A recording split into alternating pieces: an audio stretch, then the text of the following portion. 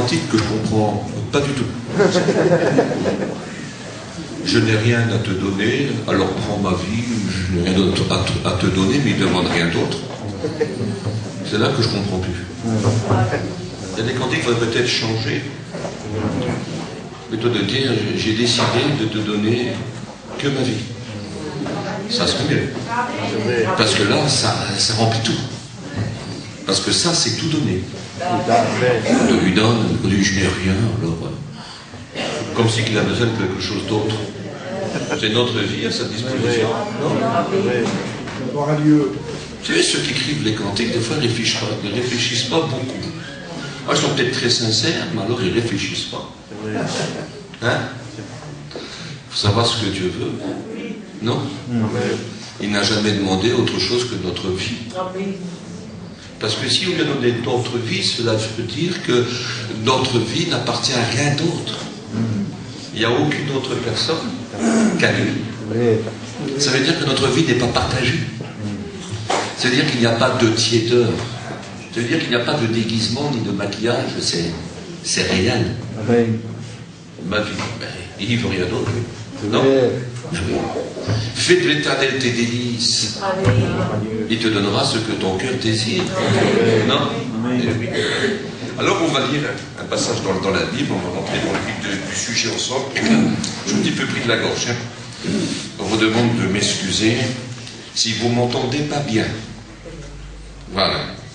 Vous priez avec foi pour que Dieu me guérisse. Amen. Voilà. Le psaume 25. On va dire de 4 à 6. Une prière de David. Lui savait ce qu'il disait. Il savait. C'est des prières, mais aussi des chants. C'était un cantique. Et croyez-moi qu'il savait ce qu'il disait, parce qu'il faisait de manière à faire tout par l'Esprit de Dieu. Il était dirigé par Dieu, même dans ses cantiques. C'est formidable. C'est formidable, ça. C'est pas toujours la musique et la belle voix. C'est vrai. C'est le Saint-Esprit aussi. Non, mais bien sûr.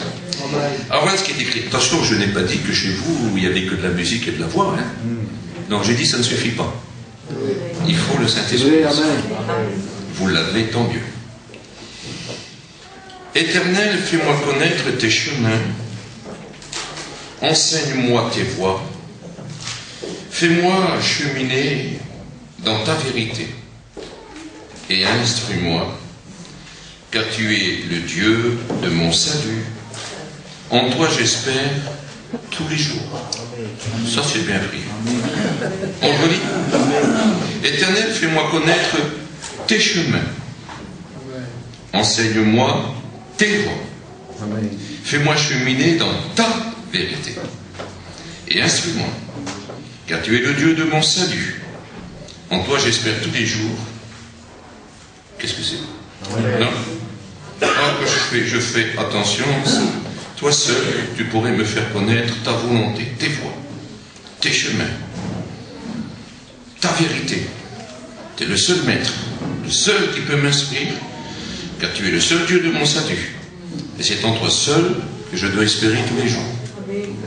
Seigneur, si on voudrait méditer sur ces 6 points-là, il y aurait beaucoup de choses à dire, mais je préfère aller sur la sincérité, c'est tellement mieux.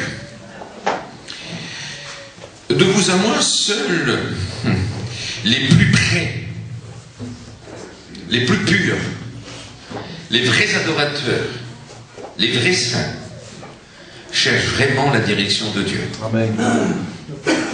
Oui, parce que ça ne peut pas être que des mots, il faut aussi que ça vienne du cœur. Que ça soit sincère. David, quand il priait, il disait ces mots, regarde au fond de mon cœur. Regarde si ce que je te demande est véritablement le désir de mon cœur. Regarde. Il dit avec ceux qui sont droits, tu réponds avec droiture, mais avec les pervers, c'est-à-dire ceux qui ont des voix détournées. Il dit tu leur répondras selon leur perversité. Or, nous savons que l'issue de la perversité, c'est la fosse. C'est le néant, c'est le gouffre. Tu leur répondras à leur manière. Parce qu'ils sont tellement pervers qu'ils t'offrent que du néant à toi. Ils ne t'offrent rien du tout. C'est que des prières, mais des prières vides de sens. C'est des prières qui ne sortent pas véritablement du cœur. Et de vous à moi, vous le savez qu'en Israël, beaucoup de gens étaient comme ça. Le Seigneur est obligé de dire, ce sont des gens dont les lèvres m'honorent, mais dont le cœur est éloigné de moi. Ce n'est pas ainsi chez vous, et je bénis Dieu pour cela. Il n'y a dans mon cœur aucun désir d'accuser qui que ce soit. Loin de là. Mais vous avez très bien compris, il n'y a que les plus purs, ceux qui ont été véritablement purifiés, parce que de vous à moi, pour être purifié, il faut avoir un dégoût de la souillure, de l'impureté.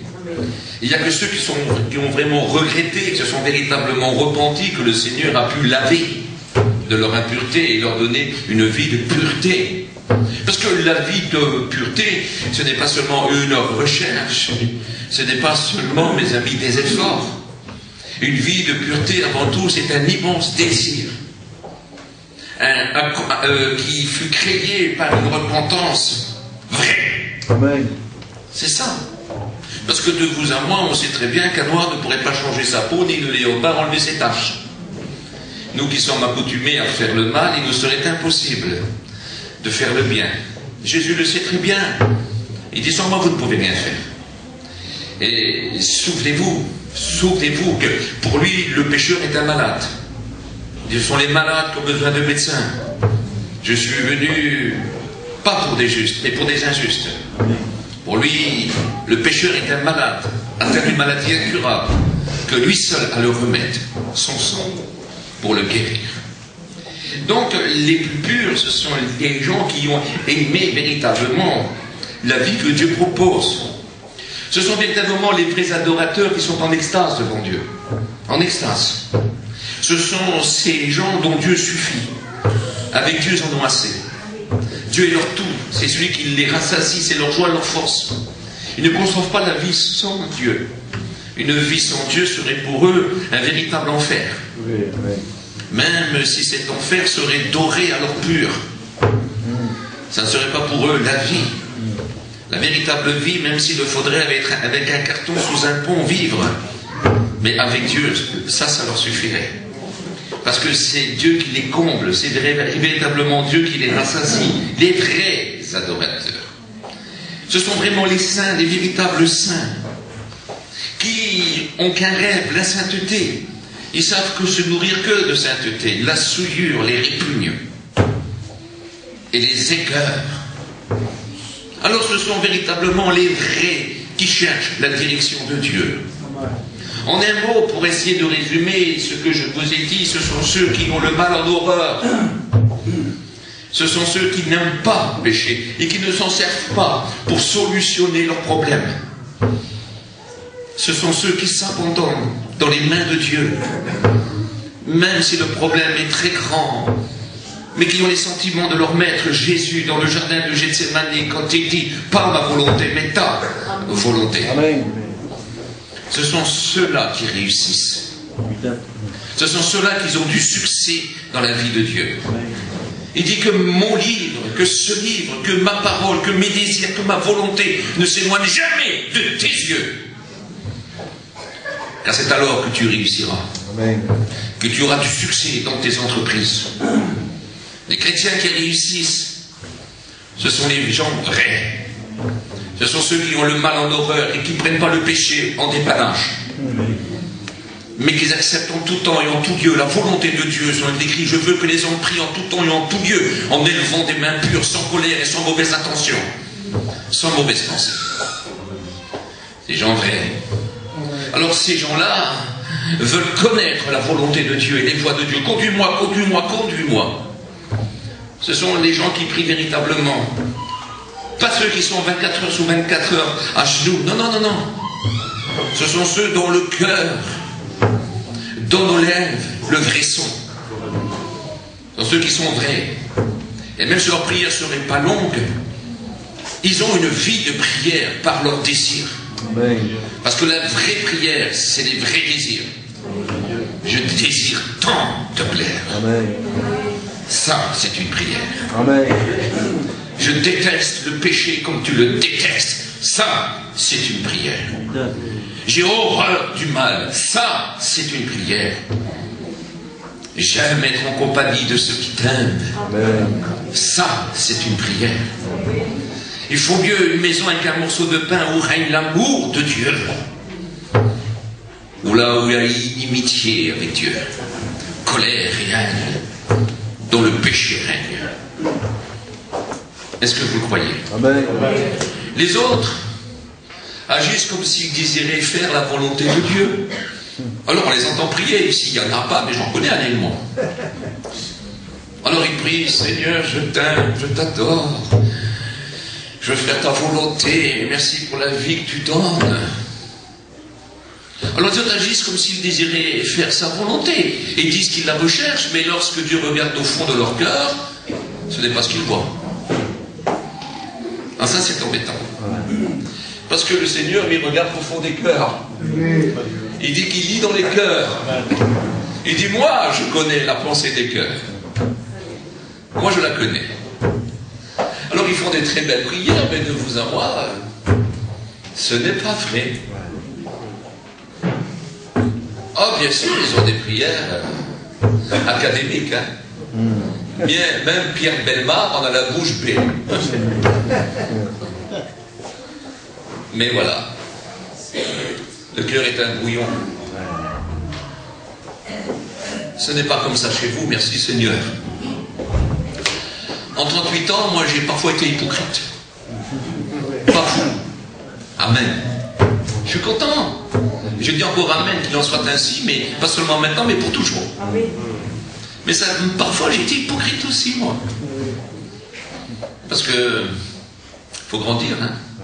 Et parfois même quand on est grand, la chute est vertigineuse. Plus qu'un grand est grand, quand il tombe, il se fait du mal.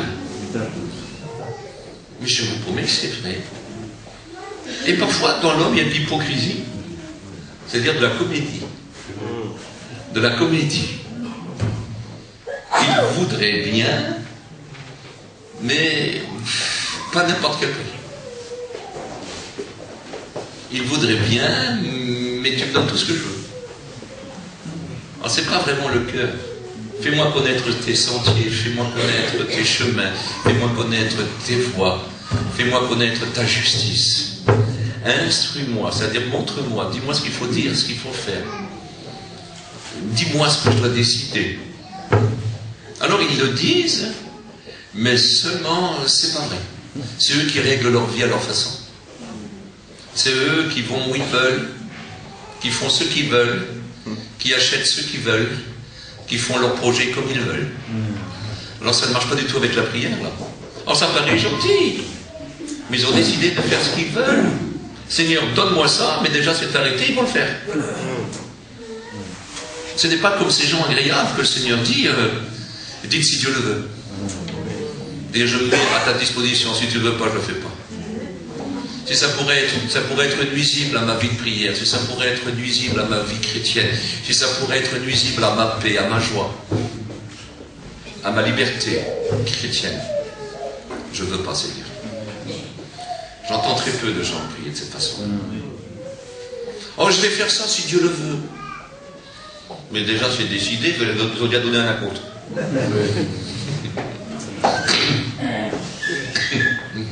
Ils sont déjà engagés. Ils sont déjà dans les filets. C'est terrible, Seigneur.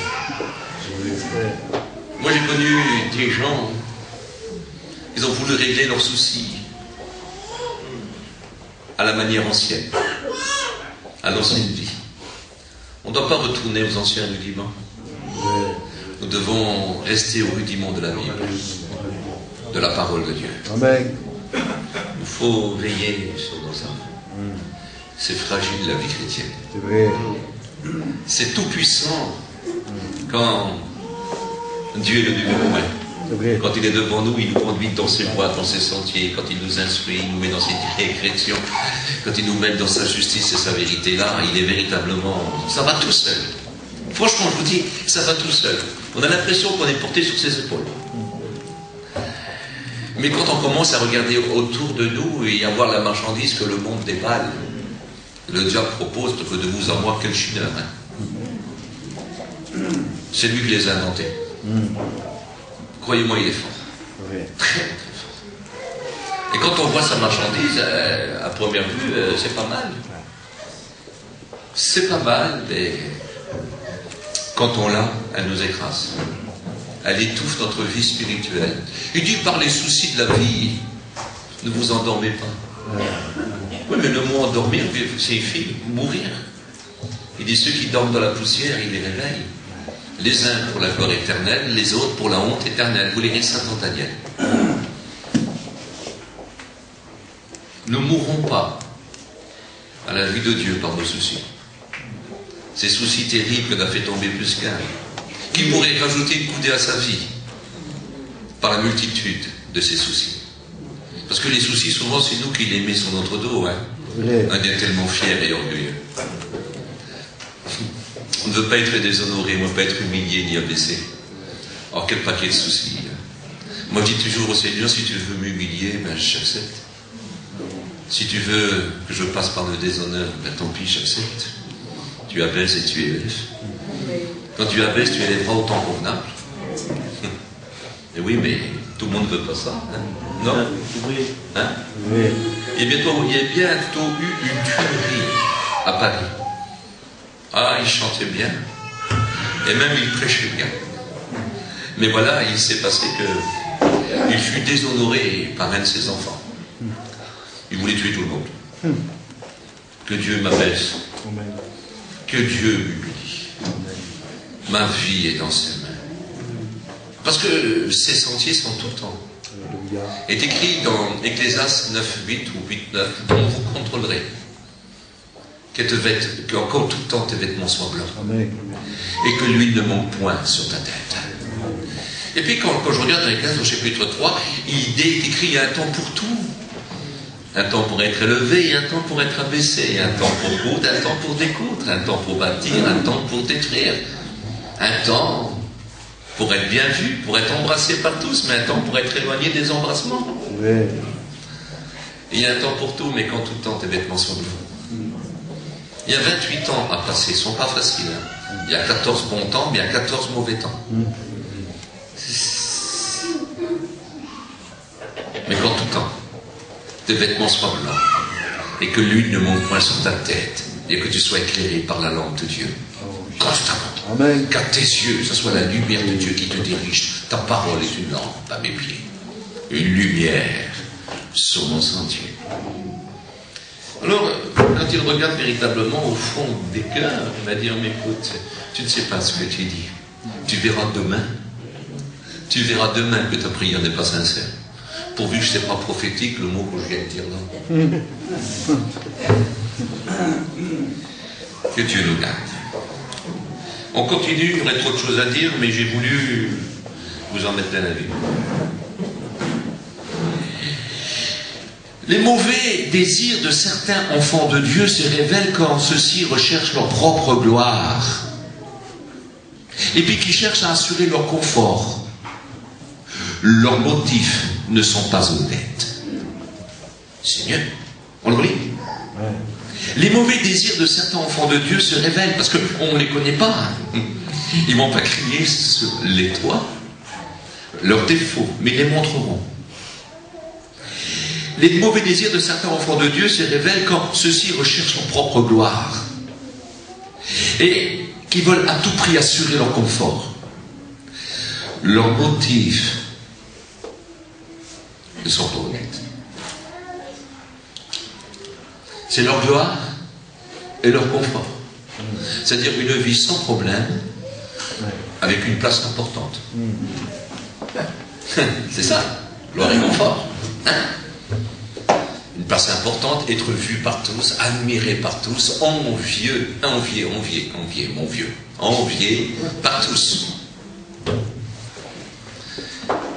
Et surtout, pas de soucis.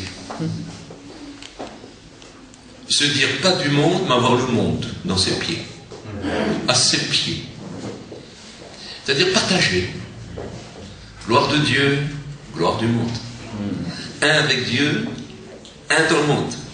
Je veux être vu partout, être grand partout. Je veux la côte, la classe. Il y a pas, chez vous, personne ne s'appelle Aldo. Chez nous, il y en a. Mais souvent, la classe de ce monde, c'est la grâce du diable. C'est vrai. Il n'y a pas de classe. Chez nous, il y a la grâce. Amen. C'est tellement mieux. Les mauvais désirs. Mais mon vieux, tu n'es pas appelé à être le numéro 1, tu es appelé à être esclave. Être le dernier, tu es appelé à être à la balayure du monde. Tu es appelé à être pris pour quelqu'un de méprisable et d'à côté de tes pompes. Les païens disent que tu es fou, tes parents disent que tu es fou, tes enfants disent que tu es fou. T'as rien. Oui. Quand tu parles de Dieu à ton travail, on dit que tu es un illuminé. T'es rien, t'es un minable. Il y a certains, ils ont même peur de te parler parce qu'ils savent qu'ils vont se passer pour des timbrés. Certains qui cherchent du travail n'osent pas dire tout de suite qu'ils sont chrétiens. De peur d'être rejetés. Mais c'est une vérité. Mais tu n'es rien. Si tu as quelque chose à montrer de grand, c'est Jésus. Amen. Amen. Celui pour lequel tu as décidé d'être le dernier, pour que lui soit le premier. Alléluia. C'est tout. Ne cherche pas ton honneur, ne cherche pas de la place, ne cherche pas de la gloire, ne cherche pas la facilité. Accepte ce qu'il te donne. Amen. Le contentement est un don de Dieu. Le contentement, c'est ce que la Bible dit. Hein. Vous lirez ça dans Philippiens chapitre 2, verset 11. Le contentement est un don de Dieu. Il dira, l'apôtre Paul, moi j'ai appris à être content de l'état où je me trouve. Qu'est-ce que c'est beau? Non.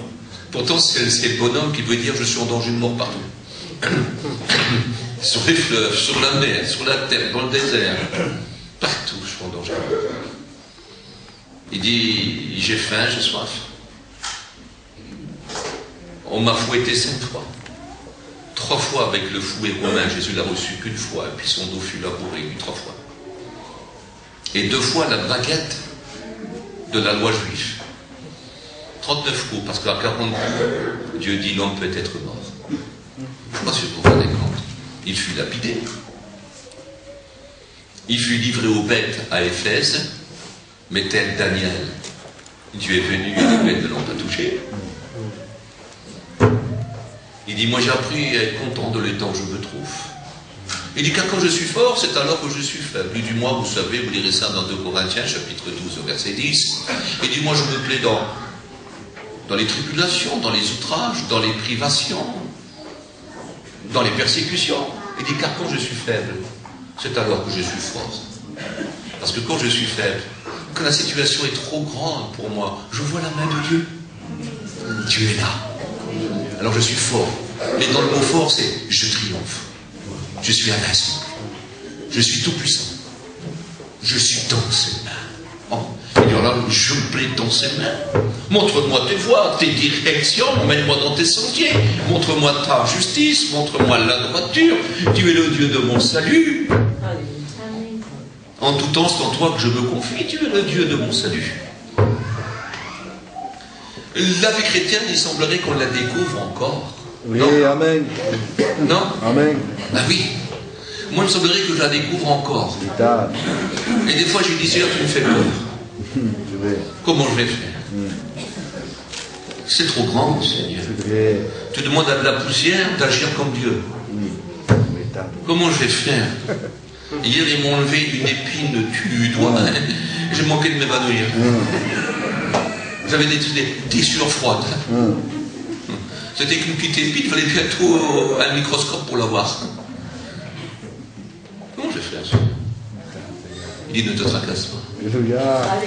Pour ce que tu feras ou ce que tu diras, c'est par mon esprit. Parce que mon esprit ressuscite les morts, alors imaginez. Il fait parler les muets, entendre les sourds. Alors imaginez, à ce moment-là, ce qu'il peut faire. Oui, je suis fort. Je peux tout. Par celui qui me fortifie. Celui qui me donne de la force. Parce que j'en ai pas, j'en manque. Alors que voulez-vous, j'ai besoin. Alors ma prière est, enseigne-moi, instruis-moi, montre-moi tes voies, montre-moi tes chemins, tes sentiers, ta droiture, ta justice. Prends-moi, montre-moi. Tu es le Dieu de mon salut. On continue? Amen. Parce que je ne veux pas rater le train. Ah. C'est pas pour vous, c'est pour moi. Cinquième point, David était aimé de Dieu parce que son cœur était pur. Il voulait vraiment faire la volonté de Dieu plus qu'obtenir le trône d'Israël. Il était humble, c'est pourquoi qu'il pouvait recevoir conseil et direction. Dans le psaume 25, ne dit-il pas « Il conduit les humbles dans la justice. Il enseigne aux humbles sa voie. » Le trône d'Israël lui a été donné sans qu'il le désire. Hein. Et puis il l'a attendu pour le recevoir, même que ce lui était promis. Il ne l'a pas calculé avec sa force et son savoir, même quand il avait l'ancien roi à la portée de sa main. Non, non, non. Même l'ancien roi est obligé de dire, je sais qu'un jour tu régneras. Je sais qu'un jour tu seras sur le trône d'Israël. Fais attention à mes enfants. Il dit, toi tu es bon. Moi je te fais que du mal, toi tu es bon. Tu avais ma vie entre tes mains et tu m'as fait aucun mal. Il était fabuleux, par exemple, ce David. Il était humble, il dit, moi touché. À loin de Dieu. Jamais. Jamais. Jamais. Il était extraordinaire. Quand un jour son fils orgueilleux, qu'on appelle Absalom, a voulu toucher à David, à la vie de son père, à loin de Dieu, Dieu l'a fait tuer. Il dit jamais. C'est Dieu qui donne. Non. Amen. Amen. Il était humble, David était humble. Il n'a jamais recherché le trône d'Israël. Celui a été donné. Ensuite, il a eu un mauvais passage. Aussitôt, il a reconnu sa faute. Puis, ce n'est pas le trône d'Israël qu'il désirait. Même s'il devait le perdre, il se souvenait autrefois, quand il était derrière les brebis qui chantaient pour son Dieu. Il aurait tout donné pour retourner à cette époque-là. Le trône d'Israël, mais le lit de roi ne pouvait pas le faire dormir. La nourriture d'un roi ne pouvait pas le nourrir. Il dit, mes larmes sans ma nourriture. Il dit, Seigneur, rends-moi la joie de ton salut. Crée au moins un cœur pur, Seigneur. Un esprit bien disposé. Et l'âme que tu as brisée se réjouira. Son âme était brisée d'amour. Brisée d'amour d'avoir péché. Brisée. Pourtant Dieu ne lui avait pas ôté la royauté. Dieu ne l'avait pas tué. Mais vive sans Dieu. Que son Dieu ne soit plus à ses côtés. Dans son moment d'égarement, jusqu'à sa mort, il en pleurera. C'est extraordinaire quand même. Il a peut-être été un pécheur, mais il avait quelque chose de particulier. Il n'était pas orgueilleux. Il était humble. Et ça, c'est beau. Et les humbles retomberont toujours sur leurs pattes. Toujours. C'est comme des félins, prêts à rebondir. Toujours. Comme c'est beau d'être humble. Seigneur, aide-moi, parce que moi je suis un orgueilleux. Mais je vous promets que je me soigne. À coup de livres publics. À coup de promesses de Dieu. Je me soigne. Mais qu'est-ce que c'est dur à guérir, ça, dis donc. Hein? Vous croyez que vous l'avez étouffé, l'orgueilleux? Mais même le déluge ne l'a pas noyé. L'orgueil, ça nage. Ça surnage. Vous le retrouvez dans votre soupe. En 2 minutes. Comme ça va vite, Seigneur. Faut pas grand-chose. C'est vrai. Mon fils était frappé à l'école. Ah, qu'est-ce qu'il va prendre le maître? Je vais trouver les parents de l'autre enfant, je vais leur montrer. Ah, l'orgueil. Si c'est lui qui aurait massacré l'autre, c'était rien. Hein. Ah, il est fort, il ne se laisse pas faire. Hein. Attention, il a du caractère, hein, Rambo. Vous voyez, ça va pas, c'est vite fait. Hein. C'est vrai. Ma fille, elle est plus belle. C'est la plus belle.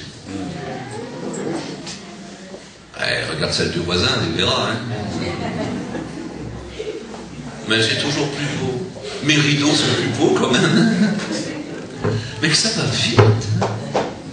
On va à côté, on voit les beaux rideaux que l'autre a achetés. On dit les miens, je préfère les miens. C'est pas grand-chose.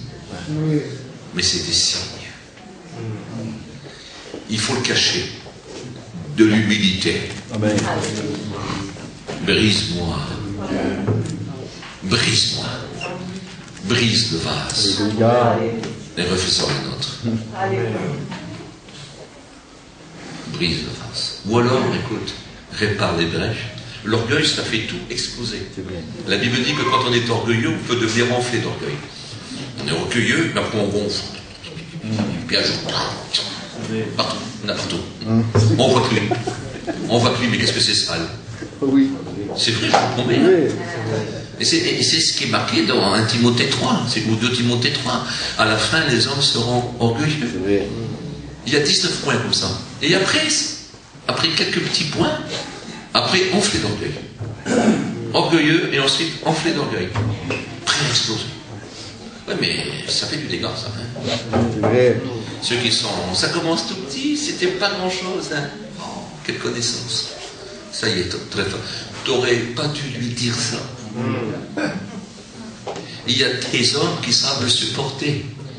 Un jour, il y avait un homme qui prêchait, mais alors, attention, il savait où il allait, le mec. Hein. Et une dame, brave sœur, lui a dit, mon frère, quelle connaissance que tu as. Elle a dit, t'as un cœur pur. Et il l'a regardé, et puis il a dit, oh, tu sais, à côté de mon ignorance, elle est bien petite. Si on ne sait pas, Putain. on est foutu. Oui. Alors après, j'en connais un, moi. Je lui ai dit qu'il connaissait bien. Alors maintenant, à chaque prédication, c'est de l'enseignement. Qu'est-ce qui me fatigue? J'aurais pas fait mieux de me taire. Quel... Parce que j'ai dit, là-bas, à l'école biblique, ils ont paillant, et ici, on a un tel. Je dis pas son nom. Il n'est pas fier, mais il fait de l'enseignement. Qu'est-ce que j'ai dit là, Seigneur? Qu'est-ce que j'ai me fatigue? Alors je crois que j'aurais pu quand il prêchera. J'en ai marre, moi. Je dis ça comme ça. Pour ça, on avait dit louer un homme hautement, à haute voix, ça peut être pour lui un signe de malédiction. Oui. Putain. Et j'ai touché son petit truc là. Mon père, il voulait ressembler à Paillon, mais il n'arrivera jamais à Paillon. Oui. Paillon, c'est Dieu qui l'a rendu Paillon. Amen. Amen. Lui, c'est pas Paillon. Chacun son truc. Non. Il y en a qui ont un vélo pour se déplacer, l'autre, et d'autres, ils ont un avion. Que voulez-vous? Ils vont se déplacer tous les deux, mais pas pareil, et puis pas aussi loin. C'est tout. Il faut accepter. Oui. Amen. Je me plais dans la vie de Dieu, j'ai amené content de l'état où je me trouve. Dieu. Amen. Alléluia. Allez, je fonce. Dieu. Je vais rater le train. Je te pose une petite question. Es-tu assez humble et doux de cœur pour être conduit de Dieu, pour connaître ce que tu dois faire et de ce que tu dois être? Je vous repose la question. Es-tu assez humble et doux de cœur pour être conduit de Dieu, pour connaître ce que tu dois faire et de ce que tu dois être? Alors pour reconnaître, pour savoir si on est assez doux et humble de cœur pour être conduit de Dieu, un point, supportes-tu la correction? Ah oui. Il dit, reprends le sage, il deviendra encore plus sage. Oui. L'insensé est la réprimande. On a réprimandé un gars qui faisait des bêtises. Aujourd'hui, il ne veut plus être serviteur. Alors j'ai dit, écoute, on croyait que tu étais serviteur et l'on s'est rendu compte que tu es insensé. Oui. Reprends le sage, encore plus sage. Oui. Reconnais que ton comportement n'est pas le bon. Humilie-toi sous la très haute main du Seigneur, il t'élèvera. Amen. Nous, ton ministère, on ne te le reprend pas. On ne veut pas. Mais si tu veux le lapider, le dilapider, c'est toi. La balle est de ton côté, mon vieux. Le ministère est de ton côté, personne ne veut te le prendre. Si tu veux le dilapider, fais ce que tu veux. Si tu veux jeter tes perles au pourceau.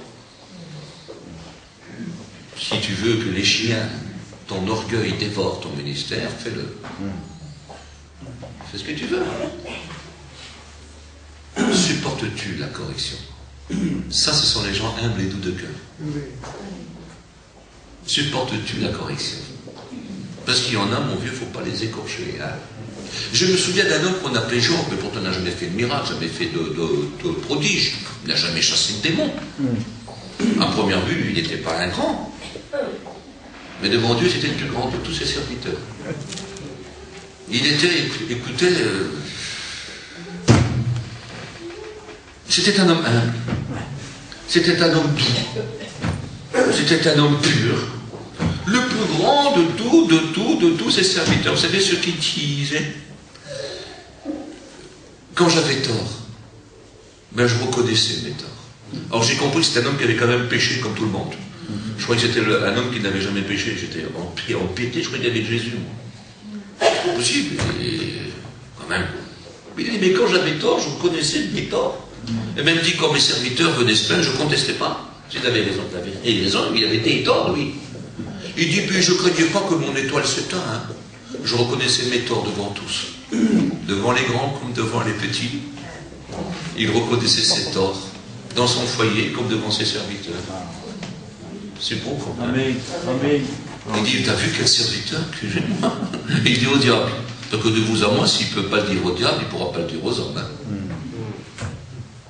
Incroyable. Quel monsieur quand même ça. Acceptes-tu la correction? Parce que tu es gentil jusqu'au jour, tant qu'on ne te reprend pas. Quand on te reprend, tu sors tes griffes. Te paraissais un petit agneau et d'un seul coup te voici intègre.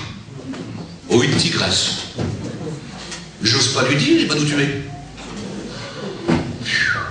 C'est embêtant ça aussi.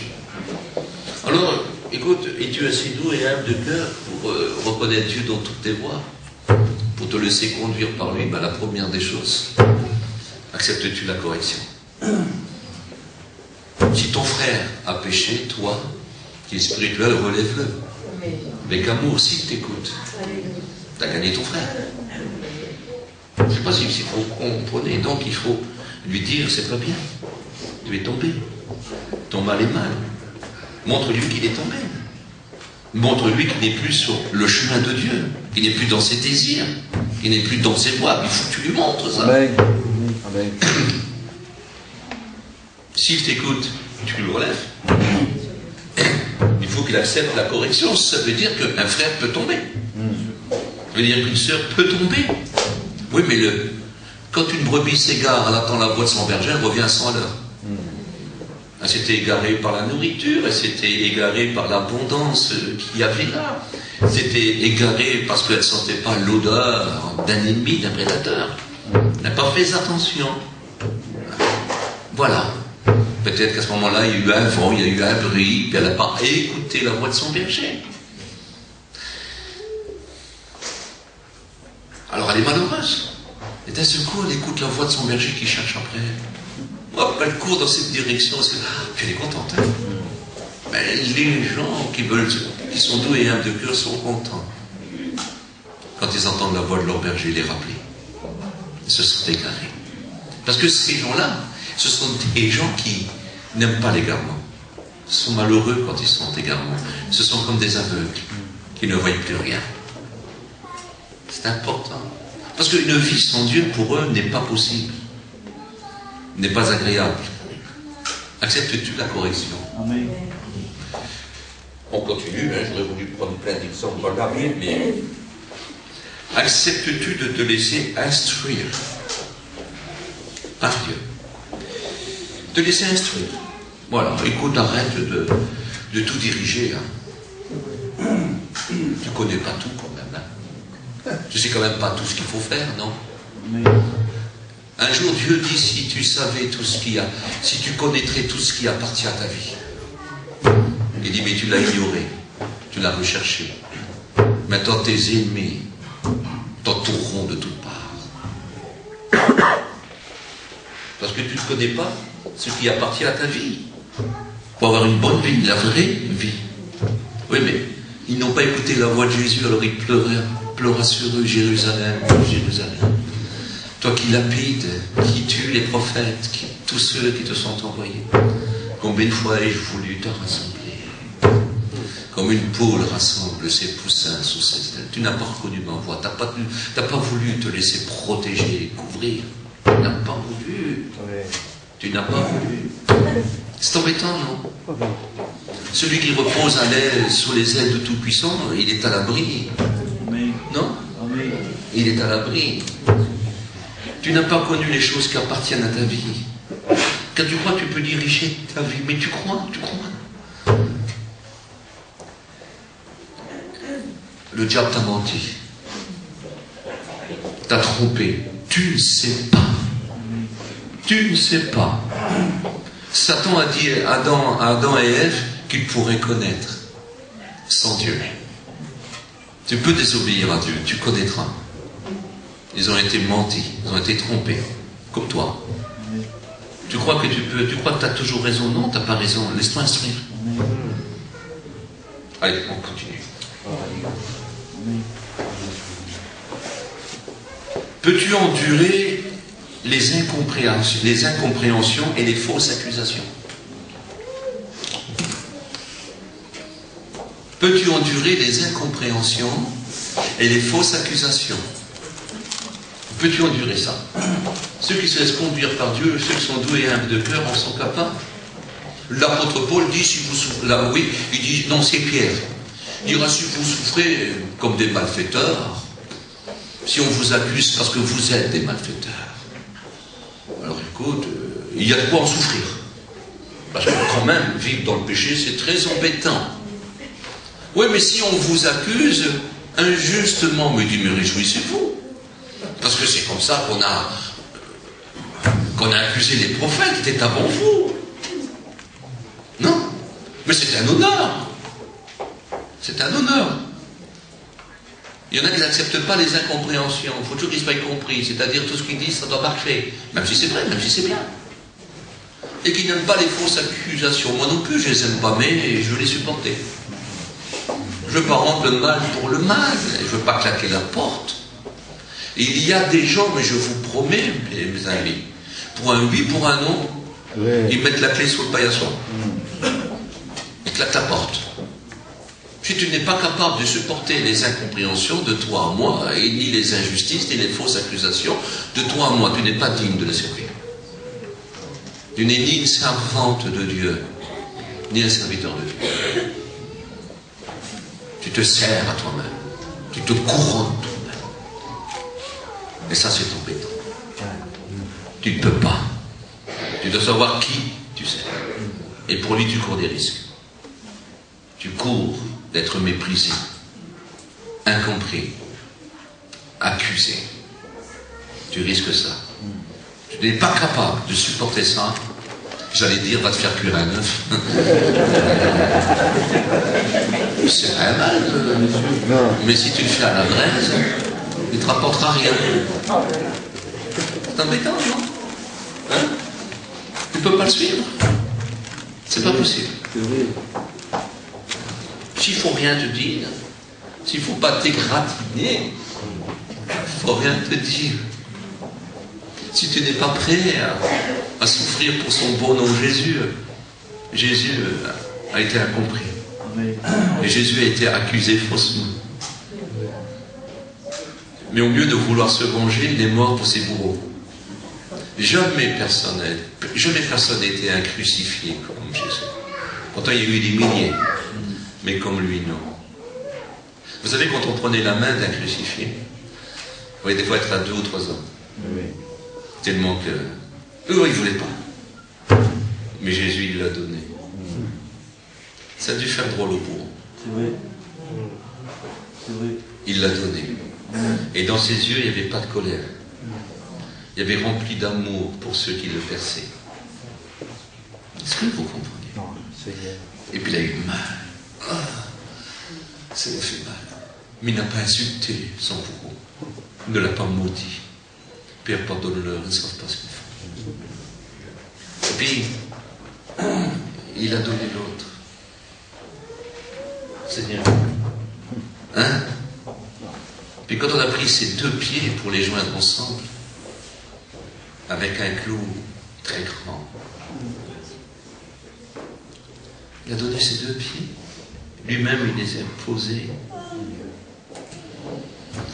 Ça devait faire mal. C'est Dieu. Ça devait faire mal. c'est pas mis en colère, c'est pas révolté. Il l'a donné. C'était injustement qu'il mourait. C'est pas un pécheur, lui. C'est Dieu qui le fait pécher. Mais lui, il n'a pas péché. Il reste saint. Tu ne permettras pas que ton sein voie la corruption. Alors je vous en supplie, arrêtez un petit peu. T'as vu, hein? Moi, je ne suis pas compris.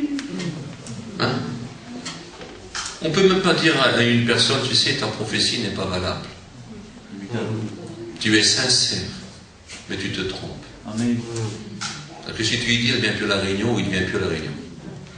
Oui. Il y a un problème là, quand même. Alors que c'est même pas une injustice. Hein. C'est même pas une incompréhension. Amen. Amen. Ensuite, tu lui fais une injustice. Comment ça va aller? On a peur aujourd'hui, vous savez. Oui. Parce qu'on sait que c'est toute une famille entière qui ne vient pas. Parce qu'il y a une personne qui n'est pas simple pour reconnaître. Il dit que 2-3 examinent. Même pas d'accord. Qu'il y a des gens dans le ministère peut dire c'est pas bon. C'est gentil. C'est pur. C'est avec un cœur honnête. Mais c'est pas par l'esprit. C'est tout. Monsieur. C'est pas mal. T'as pas fait de mal, hein? Tu t'es trompé. Oui. Tu as le droit de te tromper. Oui. Tu as le droit. Alors si les gens ne savent pas accepter ça, comment qu'on va accepter? Quand on dit à quelqu'un tu fais trop de bruit, il y a rempli d'un converti, tu n'arrêtes plus à hurler au secours en parlant en langue, arrête. Si tu fais ça, maman, tu es charnel. Tu es méchant, tu es un mauvais pasteur. Et que ce n'est qu'une vérité biblique. Taisez-vous et des inconvertis. Il va dire que vous êtes des malades, des fous, vous allez lui faire peur. Un jour, quelqu'un est rentré, puis ça a tellement parlé en langue qu'il s'est sauvé. Et il n'est plus jamais revenu à la réunion. Et écoutez, il y a des jours pour ça. Non? Puis même quand on est entre frères, ben, il faut mieux que l'autre puisse dire Amen à ta prière. De toute façon, celui qui parle en langue, c'est édifié à lui, mais il n'édifie pas les autres, alors tu en as assez chez toi. Il y en a, il faut qu'ils font ça à la réunion, parce qu'il semblerait que chez eux, ils ne parlent pas en langue.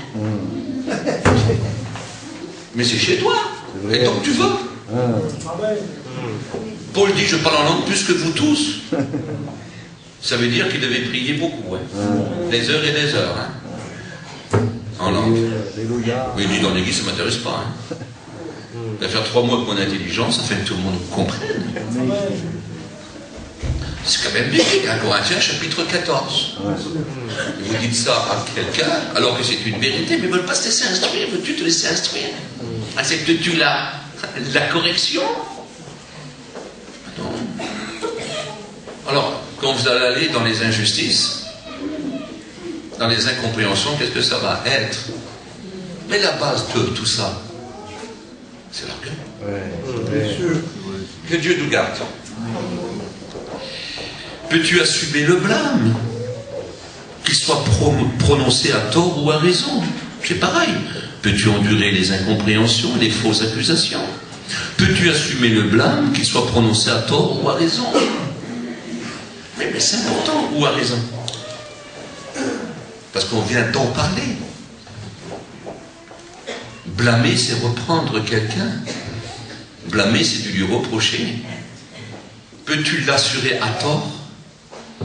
Peux-tu l'assurer à raison? Alors là, il y a quand même un problème, parce qu'il y en a qui savent l'assurer à tort, mais pas à raison.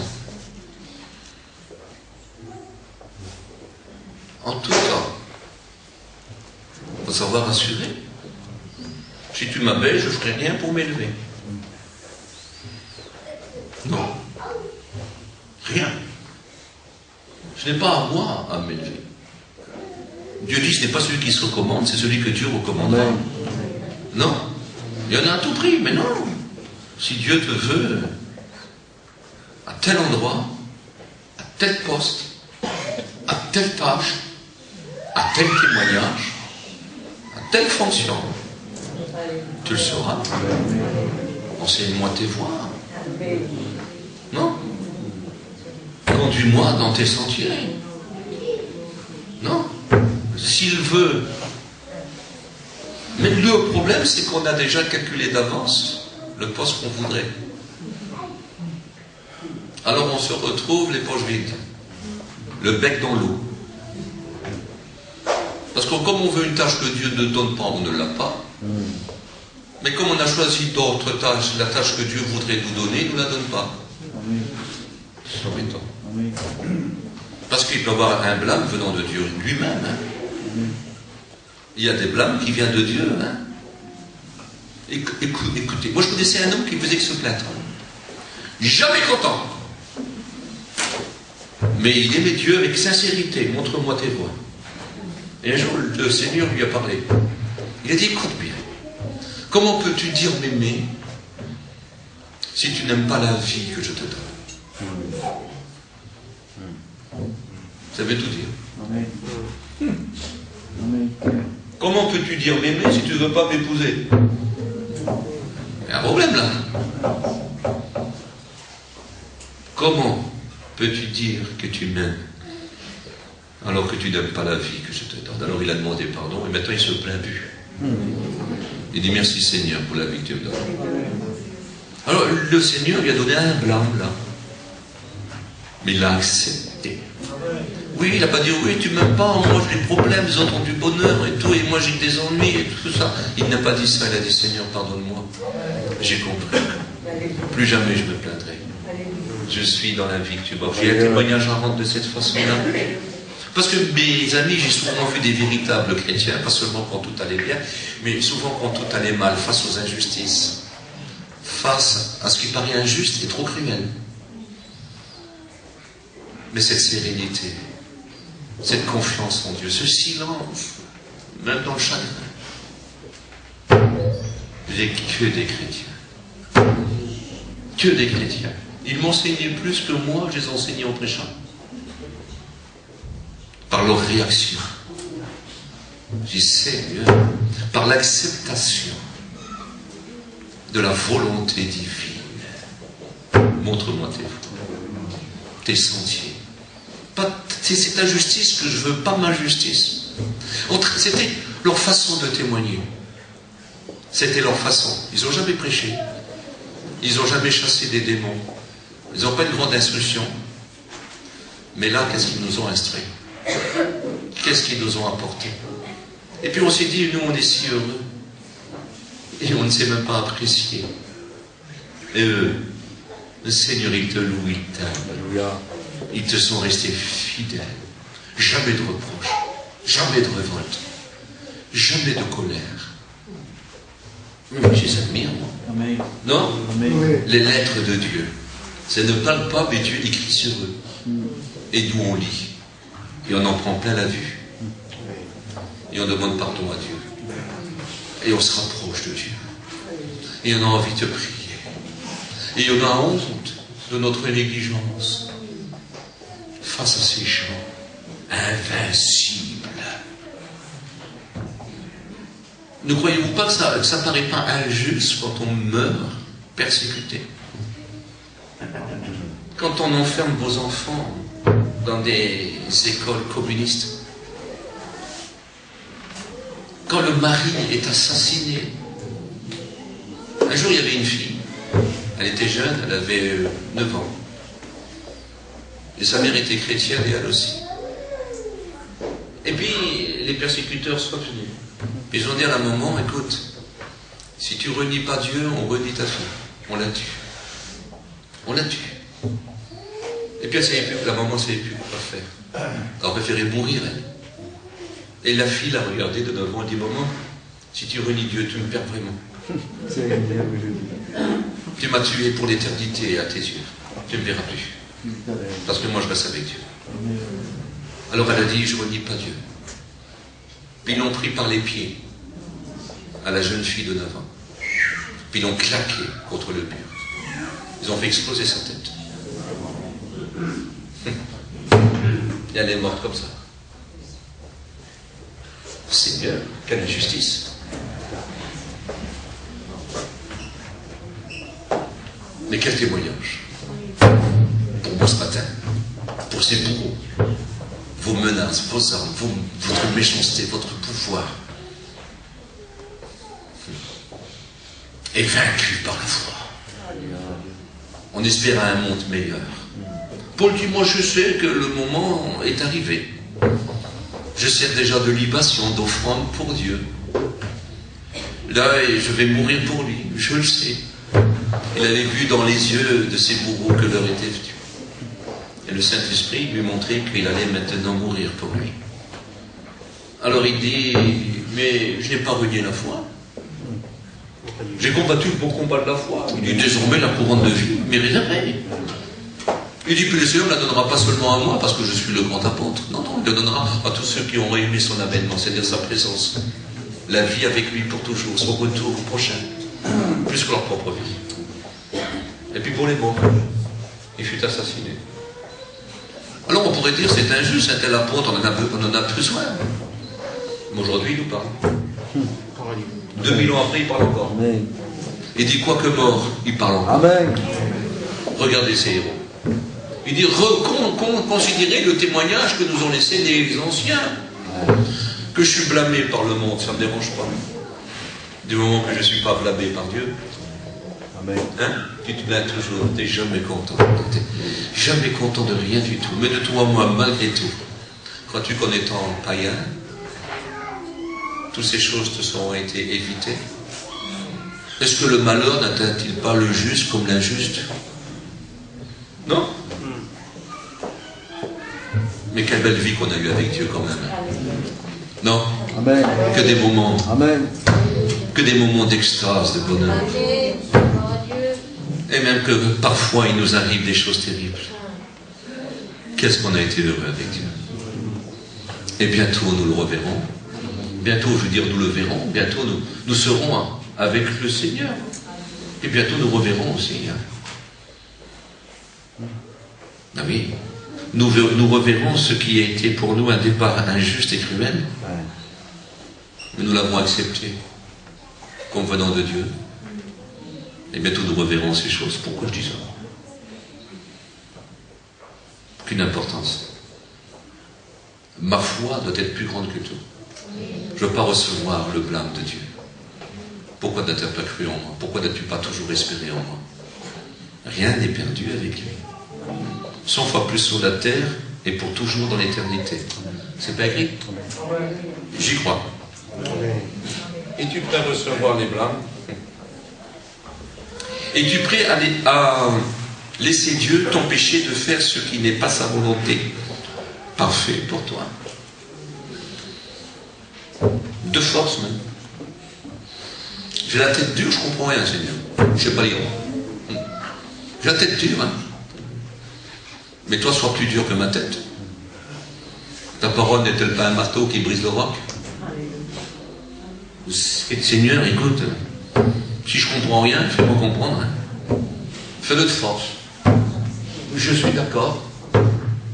Je suis d'accord. À tout prix. Fais ta volonté, montre-moi ce qui n'est pas bien en moi. Montre-moi. D'accord, d'accord. Écoute, s'il le faut, brise-moi. Mais bénis-moi. J'ai un ami à moi, il s'appelle Tony, il est à Rouen, il compose des cantiques incroyables. Puis dans ce cantique, il dit, je veux être béni. Brise-moi s'il le faut. Mais bénis-moi. Et des fois, il faut briser avant de bénir. C'est vrai. Non? À tout prix, ta volonté. À tout prix. Mais s'il faut me briser, brise-moi. Quelle peur. Mais tant pis. Bénis à tout prix. Peux-tu demander pardon? Non à ceux que tu as offensés, mais à ceux qui t'ont offensé. Parce que c'est facile de demander pardon à ceux qu'on a fait du mal, mais il faut aussi pardonner ceux qui nous ont fait du mal. Amen. Injustement. Amen. Cruellement. Il faut savoir aussi les pardonner. Amen. Non? Amen. Nous, c'est facile de demander pardon quand on a fait du tort. Pardon, pardon. Mais est-ce que tu es prêt à pardonner? Quand tu dis, ça, je n'oublierai jamais. Oh, ça, je n'y pardonnerai jamais. Alors là, mon ami, tu marches plus sur le bon chemin, c'est plus l'évangile de zèle que tu as à tes pieds, c'est les épines et les ronces. Que tu vis à Chamir parmi les épines jusqu'à ta mort, c'est très bien, mais n'en sois pas infecté. Non? Toi, tu as les souliers de l'évangile qui marchent sur les épines, les ronces, et sur toute la puissance du diable, sur les serpents et les scorpions. Non? Eh oui. Garde-moi, Seigneur, de savoir pardonner, même si c'était vraiment loin. Tu as été loin, tu sais. Tu as été loin. Mais je te pardonne. De tout mon cœur. J'oublie tout. Je fais comme avant avec toi. J'oublie tout. Parce que Jésus est prêt à tout oublier. Amen. Il a tout oublié, les torts que je lui ai faits. Celui qui prend le pain avec moi a levé le talon contre moi.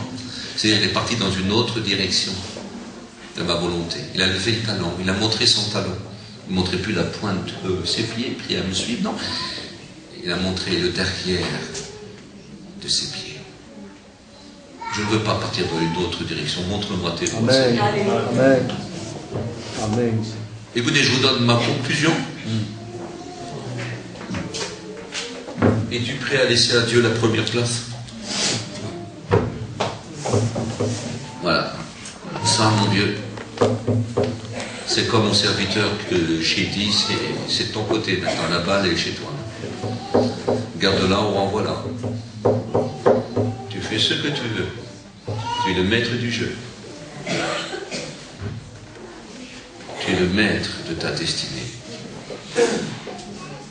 Moi, je vote pour Jésus ce matin. Amen. Je ne veux pas qu'il dise, il a levé le talon contre moi. Je n'ai pas la force, moi, de marcher derrière lui, mais je veux dire, n'as-tu pas promis que tu m'attacherais à toi par des cordages d'amour? Par des liens? Attache-moi, Seigneur. Je suis un chien sauvage, moi. Mais attache-moi, Seigneur, je t'en supplie. Le chien le plus sauvage revient toujours vers celui qui donne à manger. Non? Amen. Il se laisse amadouer, dompter par celui qui donne à manger. Ta parole est vraiment une nourriture. Jésus, tu es vraiment le pain de vie. Attache-moi, je t'en supplie, attache-moi. Seigneur, je ne veux pas manger à tous les râteliers, je mange moi à ton plat, à la table que tu as dressée face à mes adversaires, afin que je sois puissant et vainqueur. Es-tu prêt à donner la première place ce matin à Jésus? C'est tout. Tu n'es pas capable de faire tout ce qu'il veut que tu fasses, mais veux-tu le laisser faire dans ta vie? Le laisser agir? Veux-tu qu'il te rend capable? Alors ça, on a très bien compris que c'est l'orgueil qui empêche toutes ces choses-là. L'orgueil. Le chérubin protecteur fut parfait jusqu'au jour où l'orgueil s'est trouvé chez lui. Et vous avez vu tous les défauts que l'orgueil a enfantés chez lui. Vous avez vu quand l'orgueil s'est trouvé chez quelqu'un les défauts qui sont nés. Quand on est greffé, quand on est, vous savez, sur le pied de l'orgueil, sur la racine de l'orgueil, la semence qui va monter dans les branches vous donnera de très mauvais fruits, contraires à ceux de Dieu. La chair est orgueilleuse, vaniteuse. Elle veut être indépendante, mais elle est faite pour être domestiquée. Soit par Dieu, soit par le diable. Quand on est chez Dieu, on passe de la puissance du diable à la puissance de Dieu. Moi je vote. Jésus, je vote. Mais alors, Seigneur, fais-moi pas trop de mal, j'ai peur. Seigneur, je préfère m'humilier, te demander pardon, et regarde mon cœur, Seigneur, tu n'as pas besoin de me faire mal. Parce que de vous à moi, l'épreuve amène à la prière, mais la prière peut éviter l'épreuve, non? L'épreuve amène à la prière, mais la prière peut éviter l'épreuve, non? Les coups sont pour le dos des insensés, pour le dos des enfants, il faut tout leur apprendre, mais si tu es un homme fait, une femme faite, à la nourriture solide, à la parole vraie, tu es fidèle, tu vas éviter les coups. Tu auras pour toi la gloire, le règne et la confiance de Dieu. En prie ensemble.